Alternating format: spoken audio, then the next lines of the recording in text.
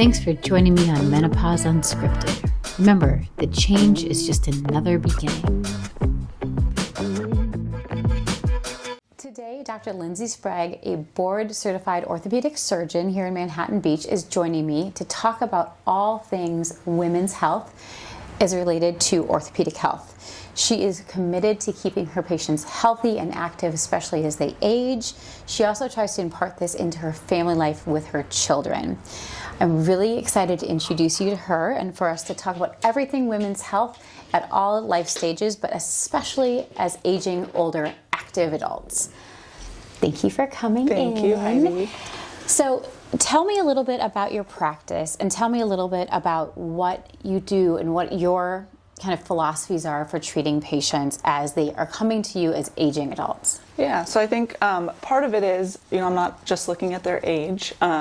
I want to take into account their activity level because I think that's a little bit more important, especially in the South Bay with our active lifestyle. It's, a 60-year-old here is very different than a 60-year-old in other locations. Sure. So I'm always thinking about that. And then as far as aging too, because I do think that there is a lot of musculoskeletal things that can happen just with age, and especially with women and estrogen going down. But there's also injuries. There's also real pathology that we can't just ignore and assume it's because they're getting older. So Sure. I think part of my job is just a very good history, a very good exam, and then kind of making sure, is there any real pathology? Are there tears? Are there things that we truly need to fix? And sometimes there's not. And a lot of times just with that age, and especially with women with some of the hormonal changes, it's frustrating that there's not that easy fix, that easy tear that we can just go kind of take care of.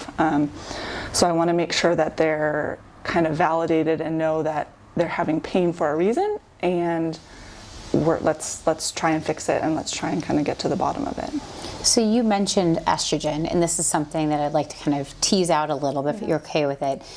Do you find that with your women who are having decreased estrogen, that they have injuries crop up in a different way than maybe they did when they were a little bit younger? Do you find that that makes a difference in their physiology and also in their injuries and their recovery?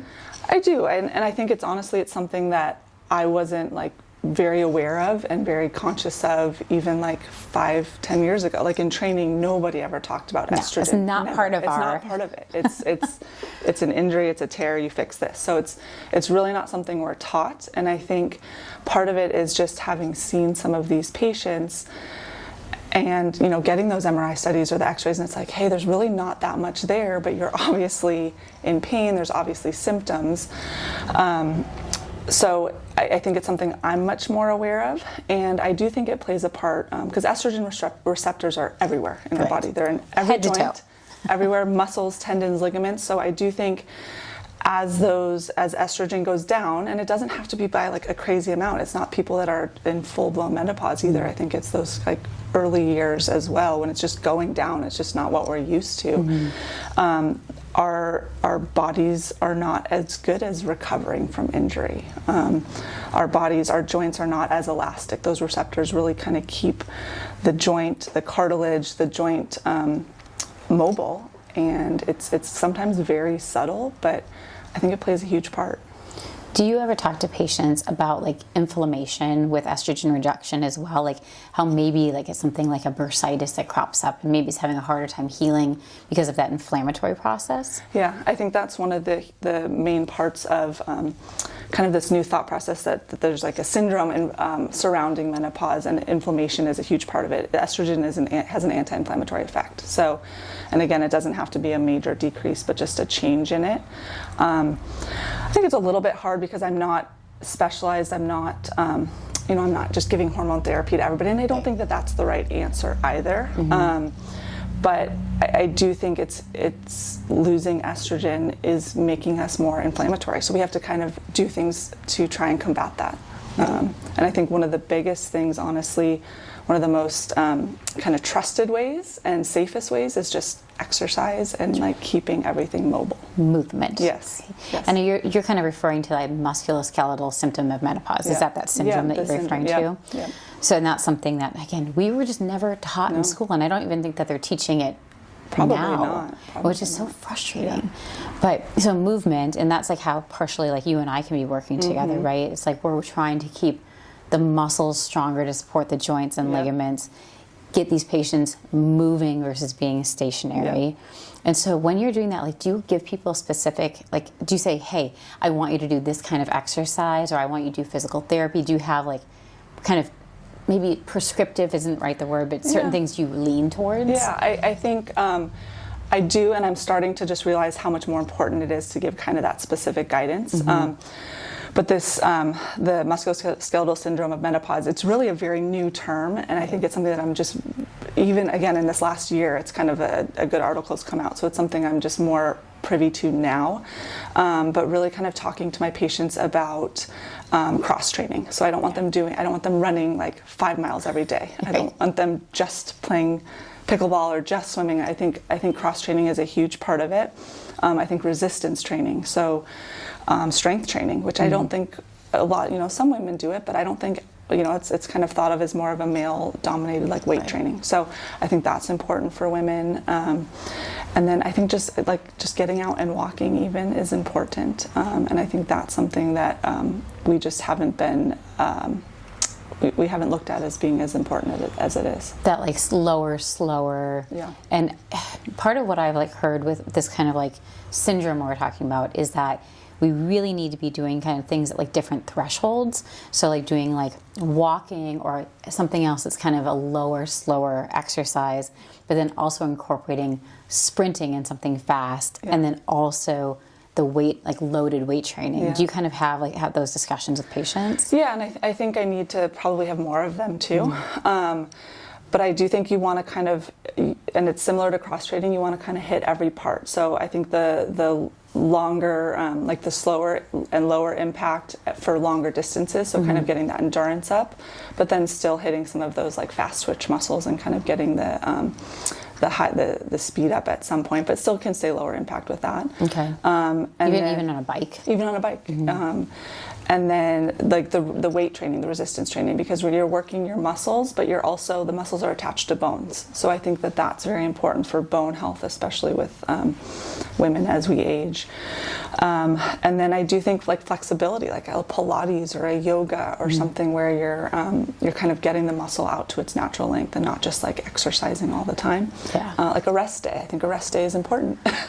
So important. So many people are so focused, and even like our kids that we work with, it's like we get those younger athletes, it's like they're playing the same thing and not doing any cross training every day. And it's like these volleyball players that we have here, it's like they're playing outdoor, they're playing club, it's like two-a-days, and you're like, how are these kids not getting injured? And like they need the rest day, and they need the cross training to use other muscles and do other movement patterns. And our pickleballers, oh God, love them. But like our pickleballers, it's like these people need to cross train. I know, and they are obsessed, and it's very fun, and I see where they're coming from. But to be able to give you that strength and that muscle mass, I think that we need to do other things. Like we shouldn't just play pickleball.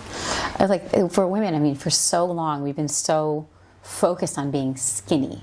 Yeah. And now it's like, okay, you need to put on more muscle, but it doesn't have to mean bulky. It doesn't have to be bulky. No. And it's normal, like using weights and weight training, it's not going to get you bulky. It's really not. And especially if you're doing some of these cross training things and still keeping aerobic exercise as part of it. But I think it's important for muscle mass, which, down the road, that's important for balance and not falling. It's important for bone health. It's so like muscle strength and is so important for bone health. With bones, like so much that I've been reading lately is about how bones communicate to our other tissues. Is that a conversation you have with your patients? Because the bone health and like the falls risk and people staying in their homes later or later and longer. And we know that for older people, it could be, a hip fracture is devastating at any age. But say we fall as an older adult and you break your arm or you break your hip, and then we have those issues. Do you have those kind of conversations about bone health, staying in homes, bone like aging and like that communication? Yeah, I think most of the conversation is probably honestly around an injury when I see it, and that's where I do think I need to be a little bit more preventative in some of the conversations. But I think it's all becoming so much more salient. So hopefully I'll have more of those conversations earlier before I see it. But definitely when I see those kind of fractures, that to me, the fragility fractures are signs of like, hey, there's probably something going on with your bone health. The distal radius fractures, some of the compression fractures in the spine, definitely hip fractures, but even just stress fractures, just kind of overuse stress fractures in different joints, around different joints. I do definitely talk to them about how that can be a sign that, hey, we need to get you to your primary care doctor, even if you're not 65 or at that age where we need to screen for osteoporosis. Like, until you tell me otherwise, I think you have osteoporosis.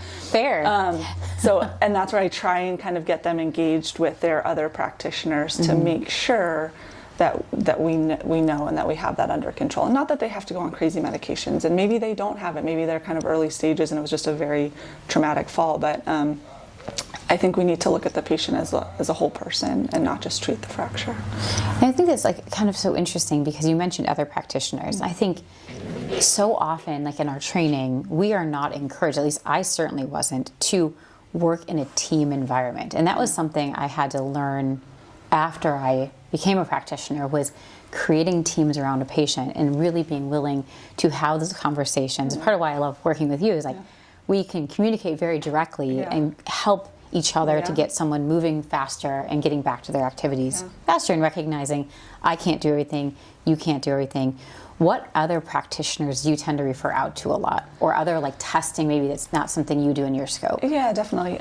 So I do, and part of it, I think I do see it in this kind of like aging population where when patients kind of come in and they're sore, they're not healing well, they're not as active as they want to be. I do, there's a couple primary care doctors in our office that I will refer to sometimes just to kind of get a baseline, like hormone panel, thyroid panel, vitamin D, kind of see where are they at and can we optimize those levels. I think like their OB-GYNs or primary care doctors, like if I see a patient with frozen shoulder and we're getting to the point where we're talking about operating, which we don't always have to do, and I try very hard not to because I don't think we usually do, but if we're getting to that point, I want to know their hormones are at a good level, because if I'm going to operate and they're going to put the effort into that rehab and their hormone level is so low, it's like, why are we doing this? So I'll definitely refer either to their primary care or their gynecologist, whoever they're comfortable with. But to kind of work on that potential hormone therapy. Because if we're going to kind of fix and go through a surgery, we need to make sure that their like baseline levels are at an optimal level where they're going to recover well. I think that's so smart, because that's something that, frozen shoulder being like a specific thing, it seems to happen so much during that like hormonal transition. And it's like, if you're going to get that thing to loosen up, it's like that estrogen in those connective tissues really is a tough thing for people to recover from. And I feel like I have that conversation a lot of like, I'm going to send you to somebody to talk about hormones, and they're like, I can't have hormones. I'm like, let's just talk about it. Talk about it. Doesn't you have to? I don't think we all want to talk about it. It's a hard, like, I think people like have a negative connotation to it still, which is unfortunate, and hopefully that's changing. And it's not that I want somebody to necessarily just be on hormone therapy, but we got to make sure that you're at a reasonable level. And I've seen it. I had somebody who had a crazy frozen shoulder and doing therapy and trying to kind of maintain it. And the last time I saw her, she had gone to her practitioner and was on such a low dose of estrogen, but was so much better. Not perfect, and I don't think that was the only thing she was doing and had to do, but so much better. So I've seen it. And it doesn't even, and like we said, it doesn't have to be hormones. Maybe it's lifestyle changes. Absolutely. You know, people aren't sleeping, they're stressed, they're overtraining. Anti-inflammatory diet, just kind of knowing what you're putting in your body. Making sure you're just eating and drinking. Yeah, absolutely. Yes, giving yourself just the basic nutrition. So, but yeah, frozen shoulder is, I think, that's the diagnosis. Like, if you were to say, like, what's the one thing that I think I see the most with, like, potentially related to menopause or hormone issues, it's frozen shoulder. So, and it's so frustrating because all of a sudden, like, one day you're like, I can't reach into my cupboard, and it seems like it happens so fast. But, and I tell people it's very frustrating, and I trained with somebody who said it is so underdiagnosed. Like, it's probably a component of a lot of shoulder issues, and I agree with them.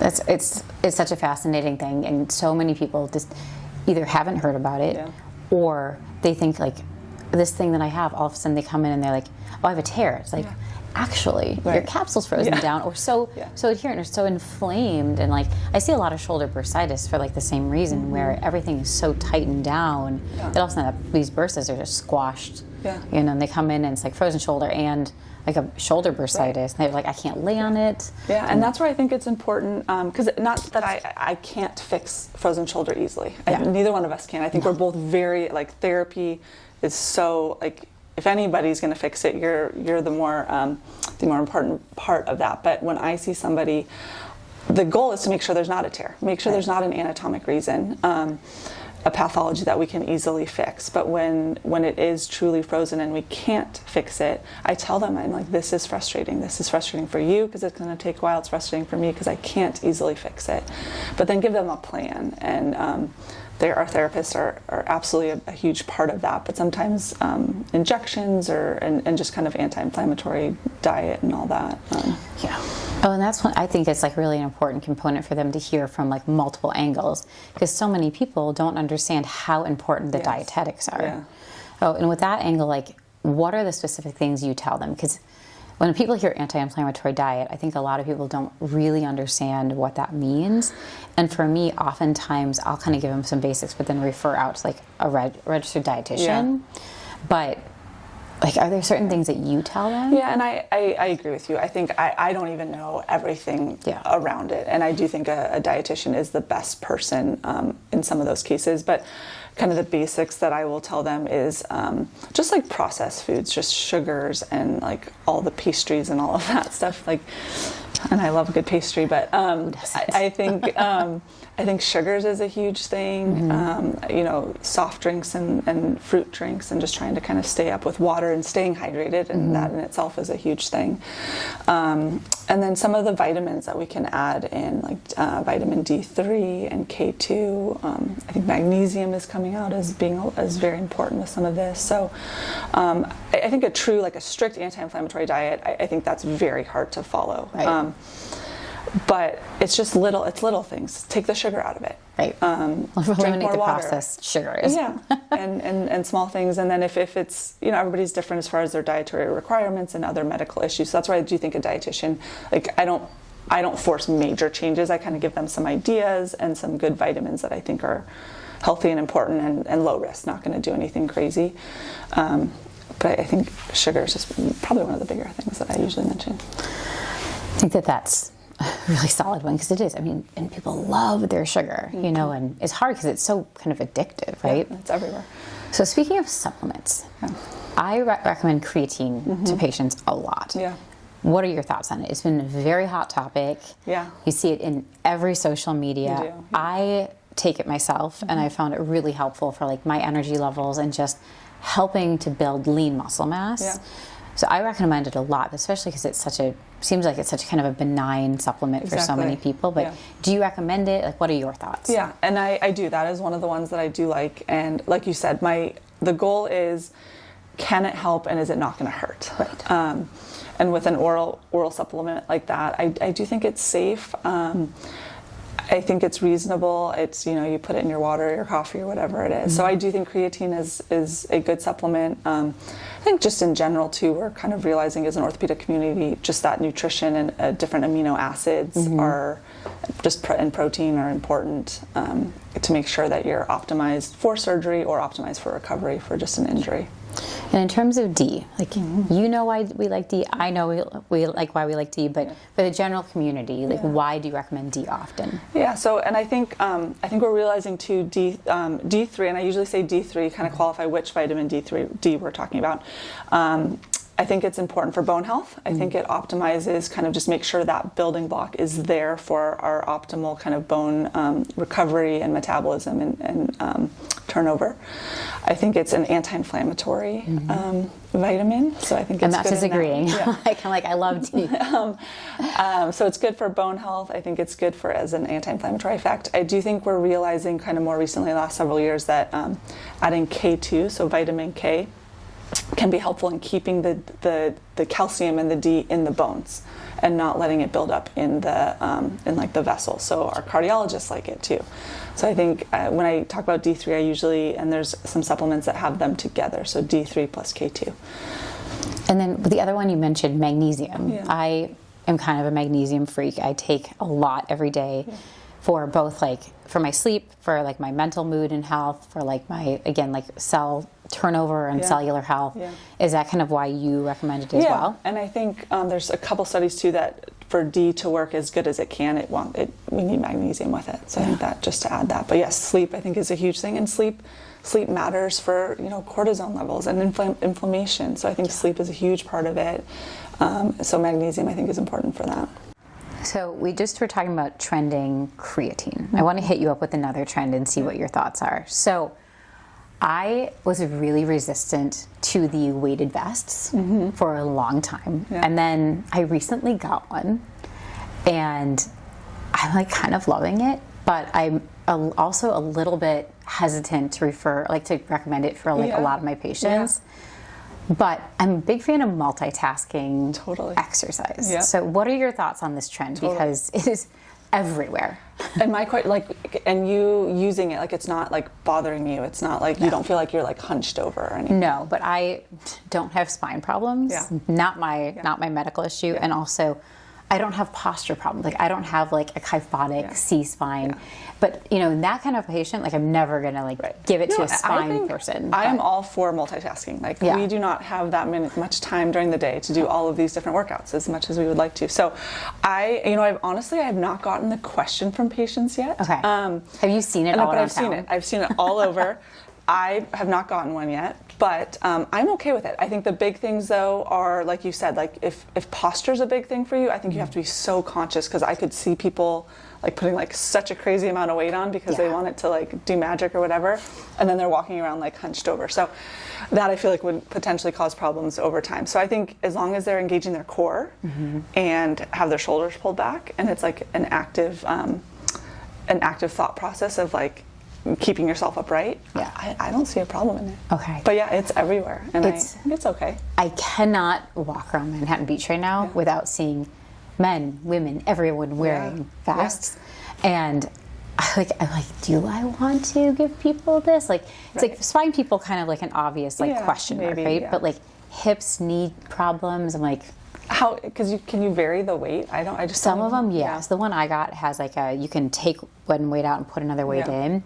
Some of them it's one level, and so it's maybe would you start with a 10-pound maybe? Because you're dispersing it, right? Or absolutely. They have different ones, so many different variations. Absolutely. Yeah, and I would just probably be careful with it. If somebody's gonna go run stairs or do inclines, that kind of stuff. But if you're staying flat with it, I think it's okay, and engaging all of the muscles. And so many people around here, it's we've got these massive hills, right? Yeah. So they're walking the strand and then maybe walking the hills. That's okay. But most of their workouts flat. I think it's okay. What other multitasking things do you potentially recommend to people? I am obviously doing a lot of kind of exercise programming for people and try to build things into their day, but are there things that you tell people to do as far as multitasking exercises, or maybe things throughout a day to get more muscle activation when they're doing daily life tasks? Yeah, I think some of it, just for my sedentary, people that are working all day and sedentary, I do kind of recommend a sit to stand desk, because I do think standing all day I think would be fatiguing and not necessarily the best thing, but being able to kind of get up and go back down. So I think that's a huge thing. But yeah, you see commercials about the treadmills that you can walk on at your desk. I guess I haven't really talked to people about that. I think the biggest thing is just trying not to be sedentary and sitting at your desk for hours at a time. Sure. So I think the sit to stand desk is probably the biggest thing that I talk to people about. Okay. And then as much as I like multitasking, I like to be able to give myself an hour to work out, or 45 minutes. Yeah, and have that break. And have that break, and just a mental break and time to yourself. So I think that's important too. What do you yourself do for exercise? Like, what is your kind of routine? Yeah, so I do try and cross train. I think I feel like I'm better at it than I probably am. I think my main thing is Pilates. Okay. And I found a really good hot Pilates studio that I like. So I do that the most. Okay. I grew up playing soccer and played through college, so I kind of my knees are an issue. Okay. Do you still kick the ball around a little bit? With my daughter, one of my daughters is a soccer player, so I definitely do it with the kids. And I went back a couple years ago and I had so much fun. But just honestly, my knees are not like where they were 20 years ago. So I still do it. I still run occasionally. So I try and add in a run every once in a while. But I really don't run as much as I want to or wish I could. Right. But I do add running in, probably like once a week I'll run. Okay. And then I try and swim once or twice a week. And then Pilates. That's like a nice cross training. Yeah, and with Pilates, I'll do weights with it. I do have a Peloton, so I try and get on the bike. Yeah. So I do really, I really do try and cross train. So that's where I feel like, as much as I'm preaching that, I have found that to be the most effective thing. So you're practicing what you preach. I'm trying. I mean, it really is like a hard thing. And like when patients come to see us, like it's so much, I think, better when you have a practitioner who is healthy and fit and active. Like that's a big personal opinion and a bias, but like I would have a hard time taking advice from someone who I don't think is doing the thing. Absolutely. And I try and, when I'm talking to people about knee issues and that kind of thing, I tell them what I do and what, I've done these injections for my knee, and try and kind of relate to them, because it's, I grew up in this community, and I want to keep, all my parents' friends I see as patients, all my friends, their kids, so it's really fun, and I do try and kind of make it personal. And that is, I mean, such a huge thing, because our community has so many of these active older adults, but we also have so many active kids. So like with your active kids, what are you teaching them? Absolutely. I do like cross training as well. So I like my oldest daughter, she's a water polo player. That's tough. That's tough, but I have her do some Pilates with me. She does a little bit of volleyball and still basketball. Like I still want them to play all the sports. So they do have kind of their main sports, but I try and break it up through the week to we're not swimming every day. We're not playing soccer every day. I think trying to eat healthy as much as we can. So we really drink, I have them drink water as much as I can. Some juices, but not a ton of like Cokes and sodas and that stuff. And by no means they're not perfect eaters, but I try and limit like the sweets and that kind of stuff. But just staying active, like we'll do something every day. We'll go for a bike ride on the Strand, or we'll play in the front yard. And I love the word play, because I feel like so many of our younger athletes who are getting injured, like they're no longer playing. Like they're training. Yeah. Right? You and I grew up doing like all of the activities, because we're another generation, and also from like locations, like being from colder climates, that you didn't do the same sport all year round. Absolutely. I think that's like such a big thing, because the play has been taken out of it, and also the rest days. Yeah. And like, let's talk about rest days. Like, why is resting for all of these people so important? Like, why do we need to promote rest with our patients and our athletes? Absolutely. And I think a big part, so when you're training and when you're working out and you're trying to build muscle mass, like to do that, you're pulling the fibers of the muscle, you're injuring the fibers of the muscle a little bit. And then on these rest days, you're allowing it to heal, you're allowing it to kind of build back up. So I think if you're just constantly pushing the muscles, it's not allowing it to heal, which is part of what's giving us that strength. So, and then I think kind of a mental part of it, like you need a rest day to just like not think about that sport. The like sports psychology of the thing. I think that's a huge, like with our like recovery from ACL surgeries, like the mental part of it is so huge. So I don't think we always think about the mental part. And I think rest day comes into that. And just like you said, playing, like not like having an organized, like just going to throw the baseball to your kid and not, how fast can you pitch it? And I 100%, like, and my kids are still relatively young where we're not in that like crunch time. So I absolutely get it. And I see kids all the time that I think have these overuse injuries, and I understand it, and I don't necessarily blame anybody, but I just try and kind of educate, like, hey, part of this is we need to take a break. Yeah. And I get it, they love it, and if we can keep them doing it and just add some therapy, that's our goal, and we can absolutely try it, but sometimes like we just need to take a break. Yeah. And I think if we can kind of initiate or instill some of those kind of rest periods, maybe we won't have to force the breaks. It's just like it's a natural thing. For like us, like the body, except with the body, like sometimes it breaks down so much that you are forced to rest. Yeah. But like with these athletes and like it's like Rice principle used to be a thing. Yeah. Like we kind of now know that you need to like have movement to heal. Mm-hmm. But when someone has like an injury, do you ever like say, hey, listen, like I need you to take like 2 weeks of like active rest? Like is that something that you're doing and using it prescriptively for like any of these athletes, like any age that you're seeing? Because it's something that people have such a hard time doing. Totally. And I honestly try and engage the patient, because I think if you just tell them like you can't play pickleball or you pick on the pickleball players so much, but they're the worst. I love them. They're the worst. I honestly, in the back of my mind, I feel like sometimes I feel like if we just stop for a little bit, that's going to do it. And I do say that. And I say, you know what, if we can just take a couple weeks, I think we're going to get there. But sometimes it's like, okay, I can't, but I have this tournament or I have whatever. So I really truly try and work like, okay, let's add some therapy in, let's add some of this other cross training so that we can kind of be working on other things. And we will try to keep you playing that sport, and let's see if we can do it and give you a couple weeks. But if we're not better, then we're going to have to take the inciting factor away. We're going to have to take a break. So sometimes I kind of let them see like, yes, let's add all this other stuff in, let's do the therapy, and they need to kind of see like, hey, maybe I do need to like step back a little bit. Yeah. So I never try and like force it, but I think sometimes you just need to like stop. But it's hard, and I 100% get it. They have such a hard time. And then like with kids, kind of circling back to that and like trying to create healthy patterns for like younger people. Yeah. What is your thought about like actual like strength training and like weights at like a younger age? Yeah, I think that's hard too. I don't think it's necessarily bad. I think as long as they absolutely have to be supervised, like they coached. They can't be doing it like just go to the gym on their own with their friends. I really don't think that that's the best way to do it. I think, like, especially, like, I bring my daughter up who's a water polo player, like, we went to her team and had a therapist come with us and got some bands and showed them some, like, shoulder exercises with bands. So I think that lower weight and just the resistive training for their shoulders, I think that's good. I think I do see a lot of, like, high school and, like, teenage boys that are lifting a lot of weights and heavy weights. And again, I don't think it's necessarily bad if it's proper technique. Sure. As far as what age to start that, I think you're going to see like things all over the place. Like, yes, it's good. No, it's not good. I think you have to slowly increase the weight, and I think you have to do it with guidance. Mm-hmm.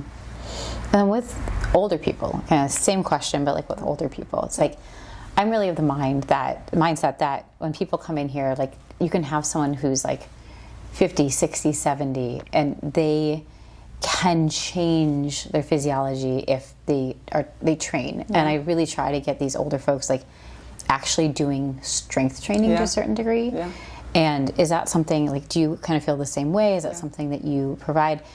Like, is that like something prescriptive that you do, is asking older folks to like actually bear weight and like lift heavier stuff? Absolutely. I think with my older patients, I think they're like physical therapy and going, because a lot of them are like, oh, I can go to the gym or I can do this, and it's like, that's fine, but I want you to just go to physical therapy, even if it's a few times, a couple times, because I want somebody that's watching them and somebody that understands the joint biomechanics and can just make sure, because pushing weight through your shoulder or your knee, if you're in the wrong position, can cause harm. So I think if we're doing it in the proper way, and again, I think it builds that muscle mass, it builds, and then that is good for the bone physiology. So I think resistive training, strength training in the older population, especially to try and counterbalance the loss of estrogen or the hormonal changes, is huge.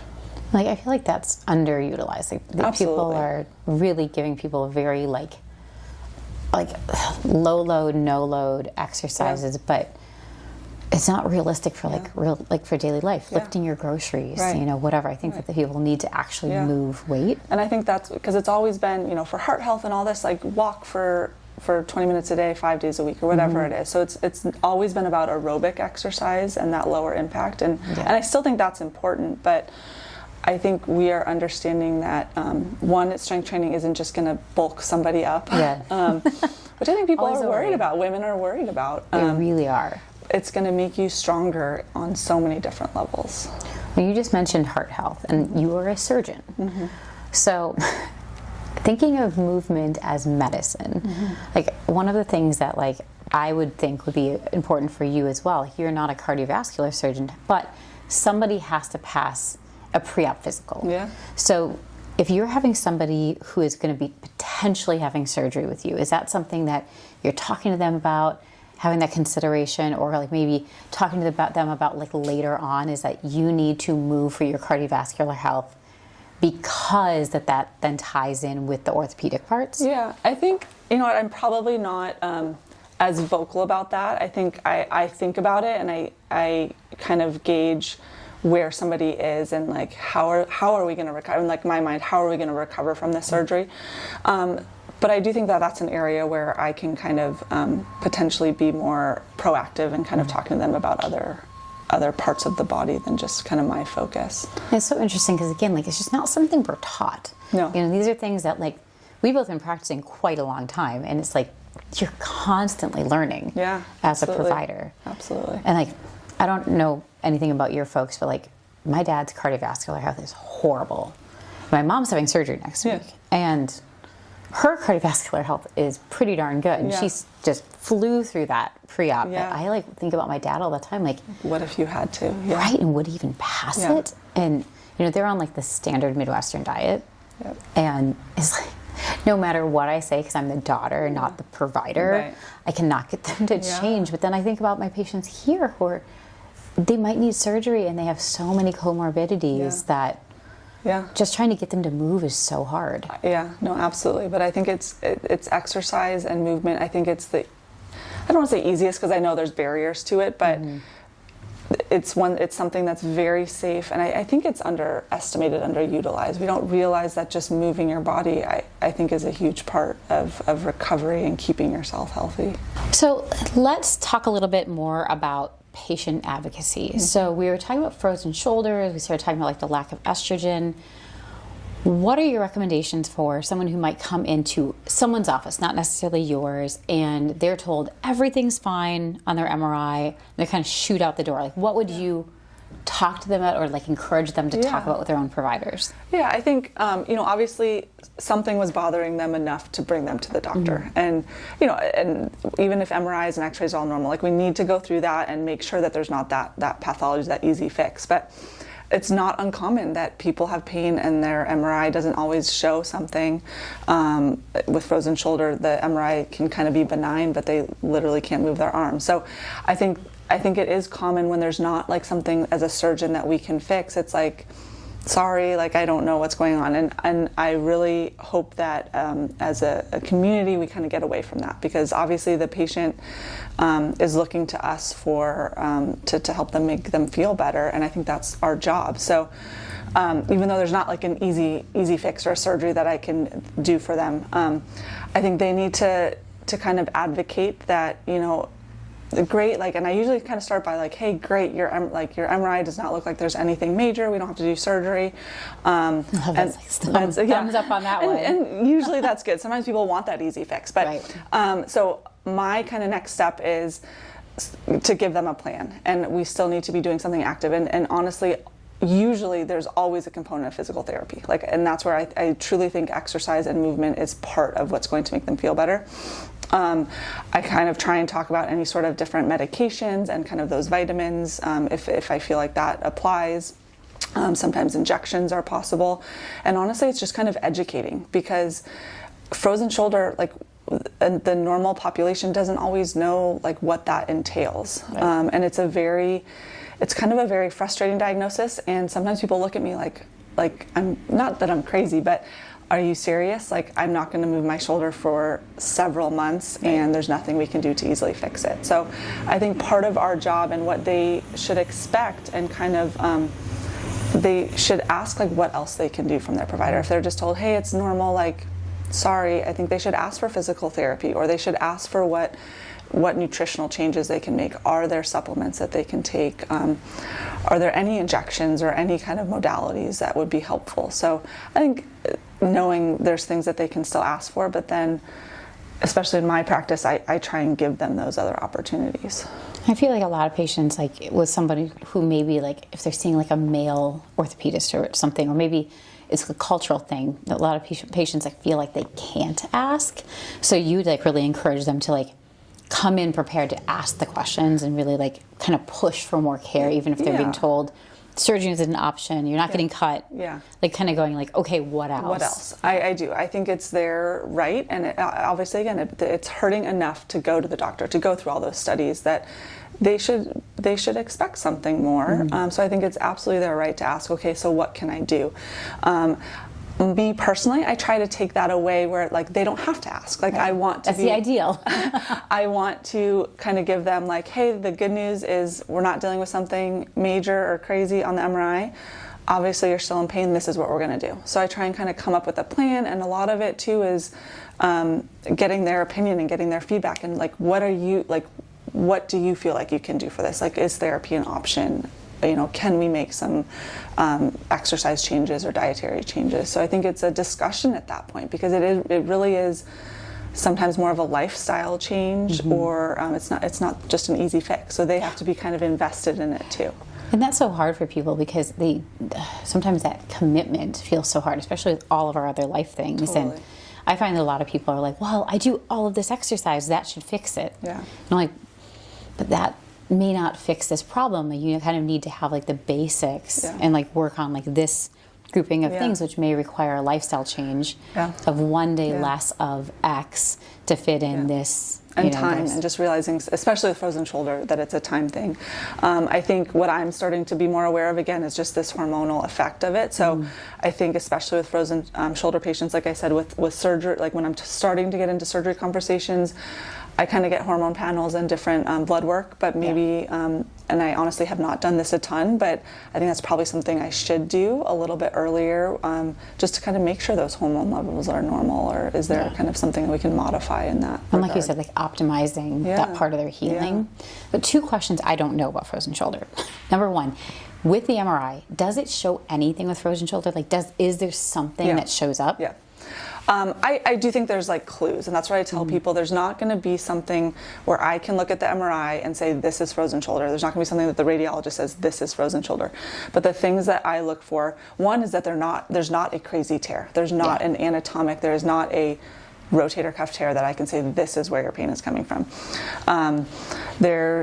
There's usually like fluid. So there's bursal fluid and there's a little bit of joint fluid. So seeing a lot of inflammation on both sides of the rotator cuff, I think can kind of clue it. Okay. And then there's a structure, one of the ligaments in the joint that it's called the IGHL. So one of the capsular ligaments can get thickened and can get kind of edematous or white on the MRI. And I think that's one of the major things that I look for. Right. And usually the radiologist, especially because when I talk to somebody and when I examine them, I truly I have an idea if I'm like, hey, I really think this is frozen shoulder, so I'll usually put that on the MRI report so that my radiologist can think about it. Sure. Because they're at a disadvantage. They're just looking at these pictures. They have no idea. So they don't have the history. They don't have the history. They don't have the exam. So I try and give them that, and I try and have a relationship with the radiologist so I can talk to them if I need to. But anyway, so I try and give them that, and they will usually comment like thickened IGHL, question clinical picture of adhesive capsulitis. Okay. So there's things that you can look at, but there is not like a diagnostic, like, yes, this is absolutely it, which is frustrating, I think. Yeah. So adhesive capsulitis, that's like the medical term for frozen shoulder. Term for frozen shoulder. Because people hear that and they're like, what the heck is that? Yeah. So when someone comes into you clinically, like what would you say, if someone comes in with a subjective, like what they're saying to you, when do you like just suspect that this is maybe frozen shoulder before you write that diagnosis or that order for an MRI? So usually there's not a strong history of trauma. Okay. Like if somebody's like, I fell on the pickleball court, Sure. or I, snowboarding, or whatever it is. So, but there's kind of like, oh, I was at the gym and I did this one exercise. Like people with frozen shoulder, because the first phase of it, to me, is this prodrome phase where they have full motion, they have full strength, they just kind of, their shoulder's starting to hurt. So then they're kind of looking back at their history. What did I do? It's like, oh, I threw my purse behind me funny. I went to the gym and I did this move. So there's usually just kind of like a very vague, like, this is what I did. Sure. And it's a very vague, like, it's just kind of been bothering me. And that's very early. And sometimes I see them in that phase. So I always kind of tell them like, hey, I'm keeping this in the back of my mind, because right now your exam is totally normal, but we're kind of keeping this in the back of my mind. If I see them into like the freezing part of it, they're truly losing motion. So when I examine them and try and kind of stabilize the scapula so they can't cheat. Sure. Everyone loves to cheat. Yes. You can just feel a tightness. And I'm sure you feel it all the time. Like they literally are, you cannot move them past a certain point. It's literally like it's a hard stop. It's a hard stop. And then the other big thing that I think about with frozen shoulder is that they're like, I ask them, just sitting here, do you feel your shoulder? And if they're like, yes, I think that's frozen shoulder. Okay. Do you ever see men with frozen shoulders? I have. Okay. And that's where I think we can't just blame estrogen, and we can't just blame menopause and that kind of thing, because absolutely I have seen men with it. It's definitely not as common. Yeah. I think the question is just bias. Are we not diagnosing it as much? Right. Like, because it's a man. Because it's a man. Yeah. And we're kind of blaming it on, oh, there's a little bit of inflammation, or maybe there's a little partial tear. So it may be kind of our fault that we're not diagnosing it as a very subtle frozen shoulder. We really think of a frozen shoulder as really being a female-driven problem. And that's one of the things we're taught, and this is what I was taught. Risk factors are being female, 40 to 60 years old, thyroid and metabolic issues, but hormones were never a part of it. Yeah. But we now know that's part of the metabolic problem. Absolutely. So, but yeah, I do think men can get it. I just think we probably don't think about it as much. A little bit underdiagnosed. Yeah. Do you think that for men, and you may not know this, and I know it's kind of out of your scope, but I'm still going to throw the question at you. Do you think that metabolic problems for men, including reduction in testosterone, or maybe they're overweight and they actually have too much estrogen, for example, do you think that that could be part of a frozen shoulder diagnosis for these men that are not diagnosed? I do. Because I do think, even though estrogen and hormones haven't played a huge part in it, like thyroid issues, diabetics, we know that there's something systemic, something metabolic with it. So I do think it's got to be playing a part of it. Yeah. But I don't think it's studied very much. I've never read a study about men with frozen shoulders. There's really not. It's just a fascinating topic. Yeah. I just love it. I mean, don't love it, but kind of. What modalities do you do? Like when you see somebody in the office, what do you feel frozen like? Shoulder? Yeah. Really working on range of motion, and so that could be different ways. And I try to do mostly passive range to start. Sometimes we're using a pulley system on a door because it's an easy thing. Sometimes we're doing more of a stick work exercise where they're using the non-affected arm to push the other arm in more of a passive manner. This might be standing, it might be seated, it might be laying down, just depending on if I need to really stabilize their scapula and their spine so they can't cheat, because everyone likes to cheat. Yeah. And then using modalities class 5, cold laser, just to help to knock down that inflammation. I find that can help. And then manually helping people to move the scapula, to move the shoulder, and doing manual therapies, which everyone hates because it hurts. And that's the hardest thing, is managing that. So a lot of times before someone comes into therapy, I have to ask them, hey, I need you to take a couple Tylenol or a couple of NSAIDs, depending on who the person is, so that they are comfortable enough to actually do it. And that's where sometimes something like the cold laser can help too, because if I do that first and help to reduce the pain, then I can actually help to move them better, because it is a painful thing. But we're talking months of stretching, months of getting other muscles to work. I almost always am trying to get people to work lats, rhomboids, things on the backside to help to stabilize the back so the shoulder can move better. And all of it has to be modified because they can't get the arm up. So we're having to modify to get these exercises at a lower point, and then just as the shoulder starts to release, then working on incrementally getting that motion up. And Yeah. It's crazy because sometimes people can be in completely that like frozen stage, and then all of a sudden they go through that thawing. Yeah. And sometimes I'm like, I don't think this is what I did. I think it's just like it just needed that time. It just needed but I that think time. That's, like I need a good therapist that knows that they're not going to fix it in 1 or 2 sessions, and because all the passive stuff, like you have to let them kind of push through it and not just expect that you're going to get them there in a week or 2. No. And I don't know if you've heard about this before, but like in Japan, there's like this really high prevalence of frozen shoulder. They do nothing. They just literally let it go through the stages and thaw and like basically do nothing. And I've definitely worked with some surgeons who've done a fair amount of like capsular releases. And I've got mixed feelings about it because if that person doesn't then hit therapy hard, like they have that capsular release and I'm seeing them in clinic like the same day, it's like, I don't really know. No, and that's where, like, if I'm going to operate on a frozen shoulder, it's because the patient comes in and they're like, I can't do this anymore. Yeah. And it's got to be, like, it's, you know, they've got to hit a plateau where we are not physically making any difference for, like, several months. Very rarely do I operate on a frozen shoulder. And that makes sense in Japan because, honestly, it's just, it's the tissue needing time to thaw, to kind of go through that anti-inflammatory process. And it's tough. And like you mentioned injectables before, like are you talking about like cortisone? Are you talking about like PRP? Like what are you kind of... With frozen shoulder, one, because there's usually not like a crazy tear. I think cortisone is okay, and I think it's probably a little bit better than PRP. I think sometimes PRP can incite, like it wants to heal, so there can be a component of an inflammatory process with it. So I always worry, is PRP going to make it worse with frozen shoulder? So I usually do talk to them about a cortisone injection. There's some studies and some just anecdotal. I feel like the earlier we do it in the process, maybe it helps a little bit. I never tell somebody it's going to like fix it or their shoulder's going to like be above their head right after we do it.